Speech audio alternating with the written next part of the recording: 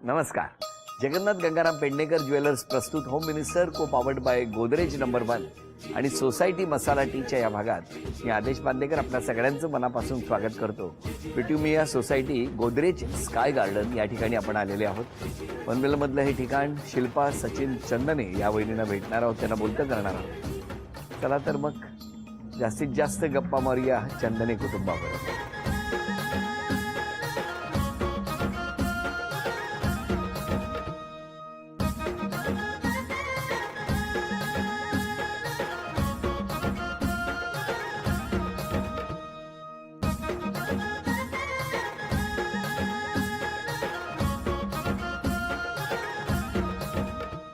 नमस्कार. नमस्कार.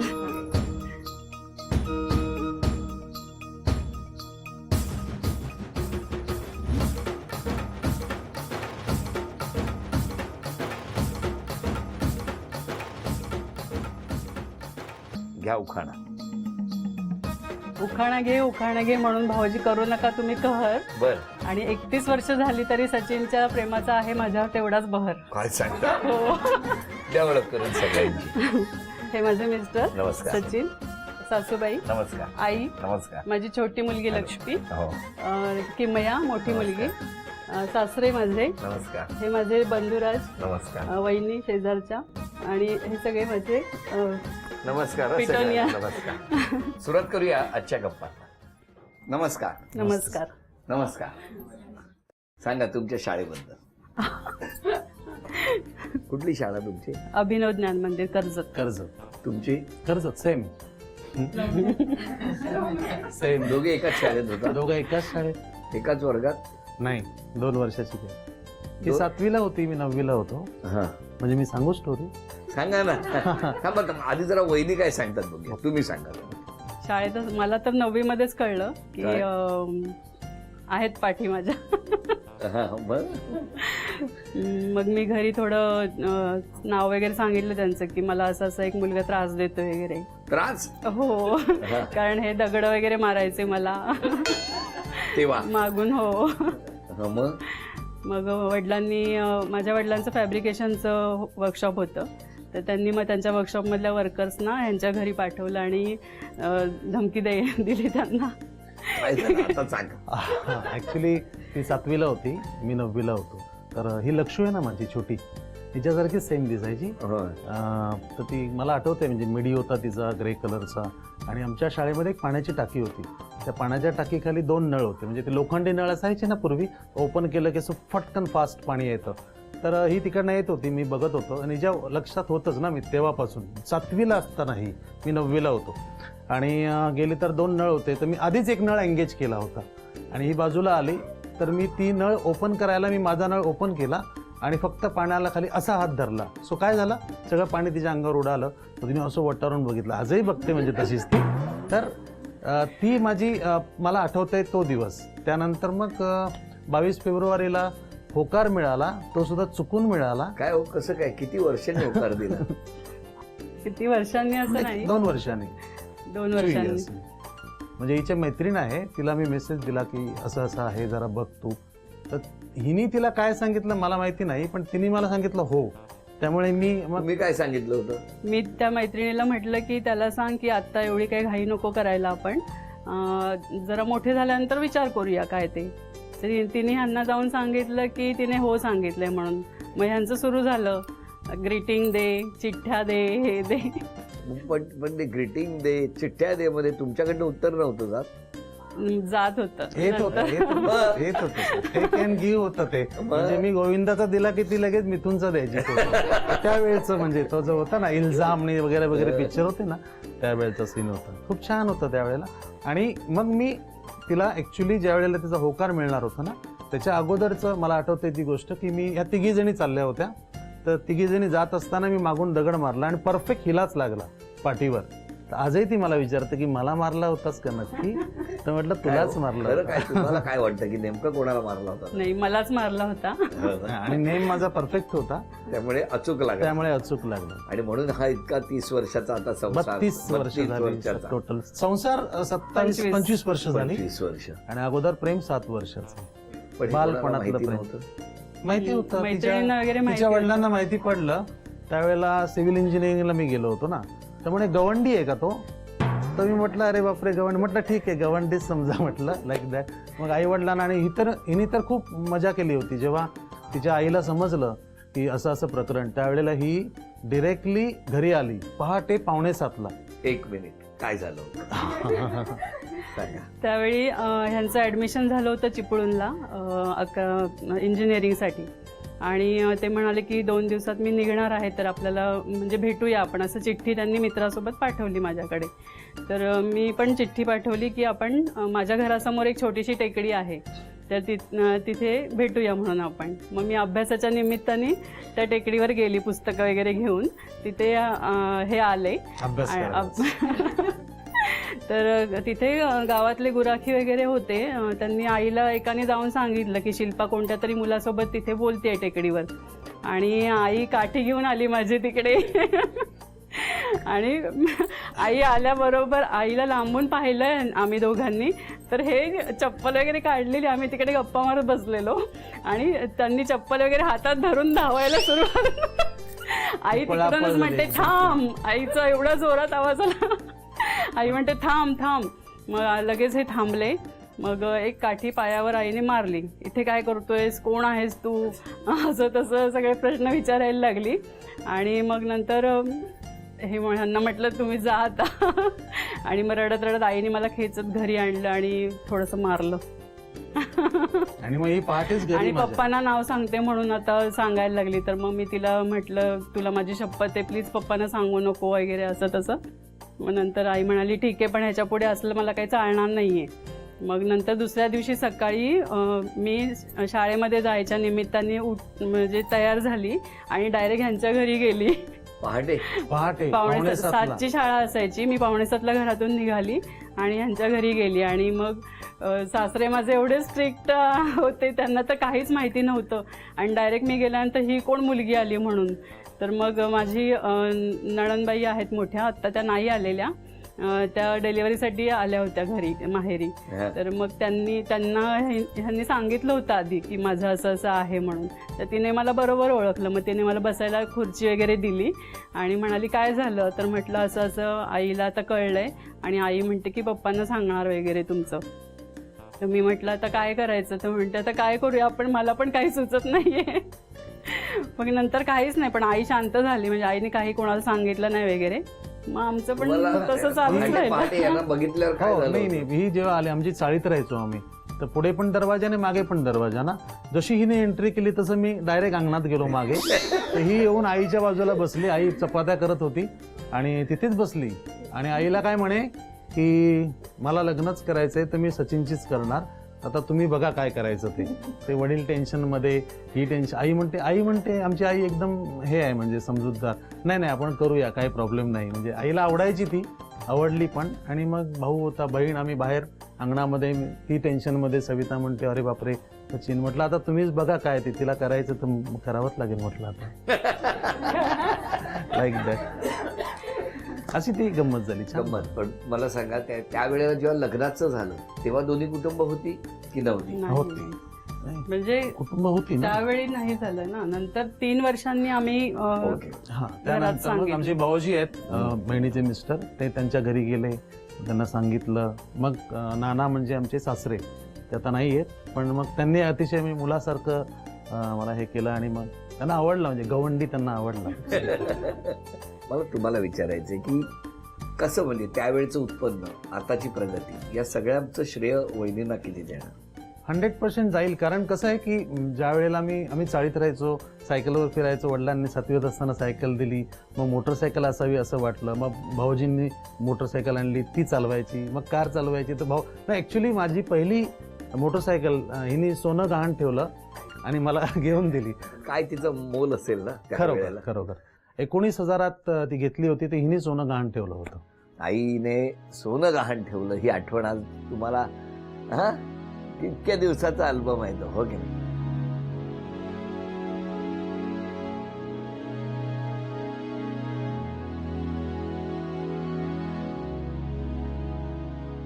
मी समजू शकतो, पण आता इतक्या वर्षानंतर कसं वाटतंय?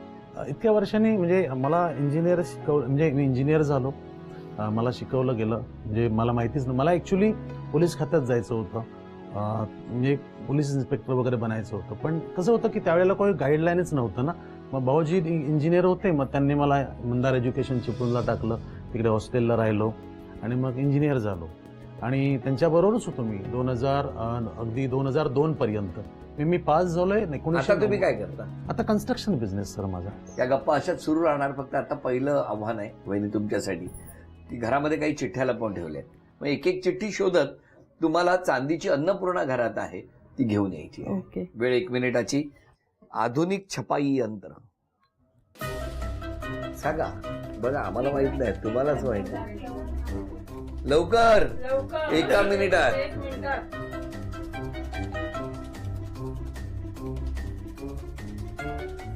नमो नटराजाय. नटराज. हां. Second thought. 20 सेकंद राहिलेली आहेत. शंख शिंपले. 10 9 8 7 6 5 4. अभिनंदन. बसा.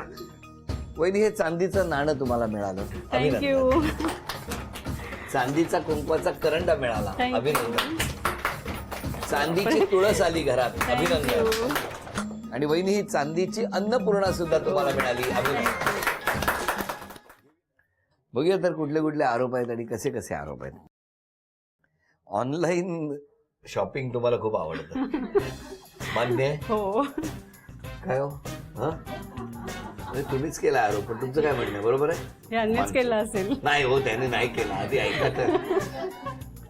तुम्ही कोणाला एखादी गोष्ट कोणी सांगायला गेलं की लगेच ऐकायच्या आधी उपदेश करता?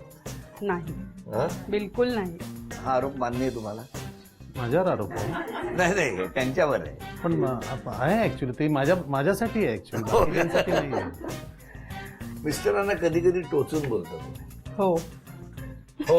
हो त्याला स्वतःकडे लक्ष द्यायला पाहिजे, ते देत नाही. हो. शेजाऱ्यांसाठी तुम्हाला जराही वेळ नसतो. खरं आहे. शेजारी महिनाभर दिसत नाही मला, आणि ते पण. हो. कधीही बघा तुम्ही फोनवरच असता. नाही हो. एवढा वेळ कुठे मला. नाही, मी घरात नसतो. माझा आरोप नाही आहे. सगळ्यात जास्त त्रास कोणाला देता असं जर म्हटलं तर भाऊ. तुमच्या भावाला खूप त्रास देतो. बापरे. खरंय? नाही, असं नाही. मग त्याला खूप कामं सांगता? कामं सांगते ह्यांना, आणि हे माझ्या भावाला सांगतात ती कामं. फॉरवर्ड होतात कामं. पण मला तुम्हाला विचारायचं आहे, छोटे छोटे काही आरोप झाले तुमच्यावरती, त्याबद्दल तुमचं काय म्हणणं आहे? हे सगळे आरोप मला मान्य आहेत, आणि कामाच्या किंवा ह्याच्या वेळ नाही मिळत मला कधी कधी वेळ द्यायला प्रत्येकालाच. नाही, पण आरोप इतके झाल्यानंतर स्वतःमध्ये एक बदल करायचा असेल तर कुठला करणार? हो नक्कीच. वहिनींना तर मी रोज जाऊन भेटणार आता. आणि खरंच शेजाऱ्यांना आणि बिल्डिंगमध्ये मला खरंच माहिती नाही आहेत की कोण कोणत्या विंग ह्याच्यामध्ये राहतं, फ्लॅटमध्ये वगैरे, असं की. त्यामुळे बरोबर तुम्ही स्वतः धावपळ. हो तेच. आणि त्यांच्याबद्दल काय ते मला सतत म्हणतायत, माझ्या टोचून बोलण्याबद्दल काय? थांबणार की नाही? हो चालेल, थांबेन ना मी आता, ह्याच्या पुढे नाही टोचून बोलणार. प्रवीण, आता चित्र काढायचंय तुम्हाला. हा, ओके. या, पहिलं चित्र काढ.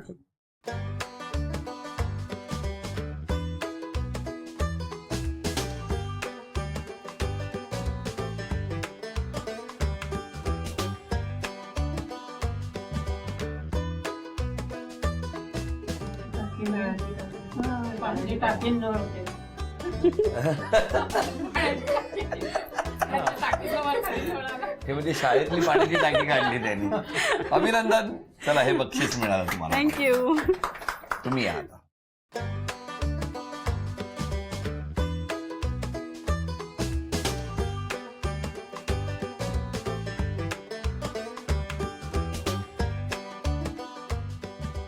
दहा 9 बोलायचं नाही, ऍक्टिंग नाही.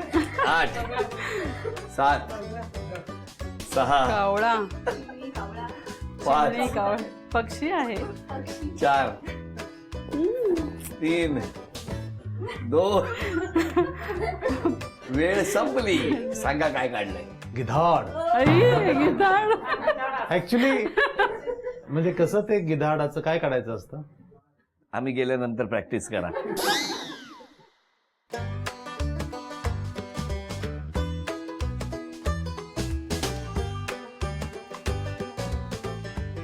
दहा 9 कोणी ओळखलं दगड? तुम्ही. अभिनंदन, हे बक्षीस तुम्हाला मिळालं. मिस्टरांना एक चित्र काढायला सांगितलं, तेवढं एक बक्षीस गेलं. बाकी सगळी बक्षीस आतापर्यंत वहिनीने मिळवलेली आहेत. नमस्कार. चला तुम्ही बोलायचं. काय वाईट बनणार काय नाही, सगळं चांगलं आहे. हो, आणि ती एकदम सोन्यासारखी आहे. सून एकदम चांगली आहे. हा, मुलाबद्दल काय प्रश्नच नाही. मी खुश आहात तुम्ही? समाधानी आहात खुश आहे. सुनेबद्दल? आम्ही खुश आहे. द्या आईकडे. मुलीसारखी आम्हाला दोन्ही चांगलीच. होय ना. माझी मुलगी पण छान आहे, जावई पण छान आहे. त्यांच्याबद्दल नावं ठेवण्यासारखं काही सुद्धा काठी नाही. घेऊन तुम्हीच गेला होता. हो, पण आता ते असतं ना, बरोबर ते आहे. पहिलं मुलीला काय तर वळण तरी लागायला पाहिजे काहीतरी. बरोबर आहे. पहिला वळण नाही, ते- चढण होतं ते. चढण. हो, टेकडीवर. मग तिला वरना खाली उतरवायची होती ना. त्याबद्दल मला काही नाही. छान आहे दोघं पण. पण छान काय तर- वागतात. हो, मस्त. बघितलं? हो, जावयाला तेव्हा एक छडी मारल्यामुळे किती छान वागायला लागले. छान, दोघंही छान आहेत. अगदी काही म्हणजे नावं ठेवण्यासारखं काहीच नाही. आता शेजारी वगैरे सगळे बोला, कोण कोण बोलणार? खूप प्रेमळ आणि हसून असते नेहमी, पण वेळ देत नाही आम्हाला, हेच एक आहे. बाकी सगळं छान, दोघंही हेल्पिंग आहेत. ती माझी बेस्ट फ्रेंड आहे आणि ती गोड, प्रेमळ आणि तिचं नेचर खूप लव्हिंग आणि हेल्पफुल आहे.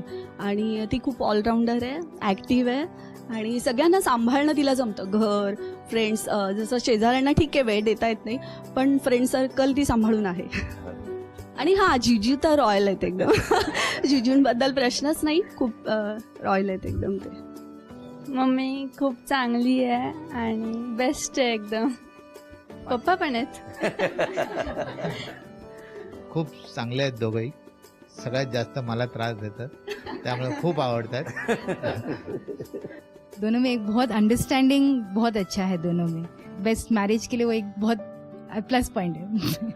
समजूतदारपणा हा प्रत्येक संसारासाठी खूप महत्वाचा असतो.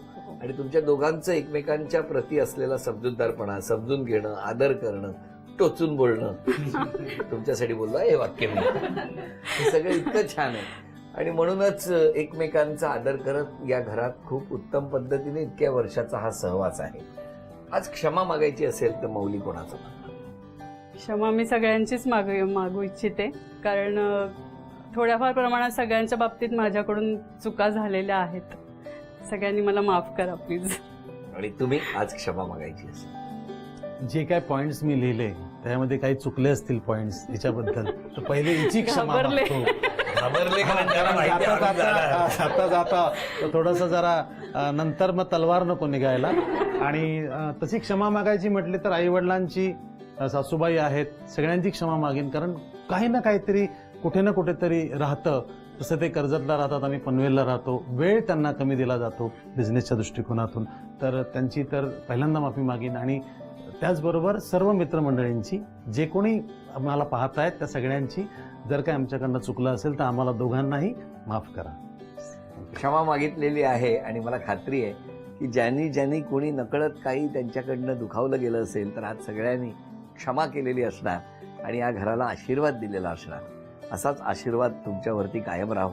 हसत राहा, आनंदात राहा, सुखात राहा, असं म्हणत झी मराठीकडून ही भेटवस्तू आधी तुम्हाला. थँक्यू. आणि वहिनींना तथास्तु पुणे यांच्याकडून मिळते आहे पैठण.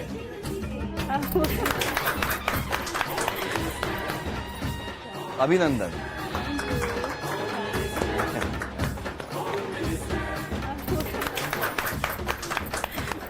आजचा भाग इथेच संपतो आहे. पुन्हा भेटूया अशीच एक पैठणी घेऊन होम मिनिस्टरच्याच पुढच्या भागात. नमस्कार.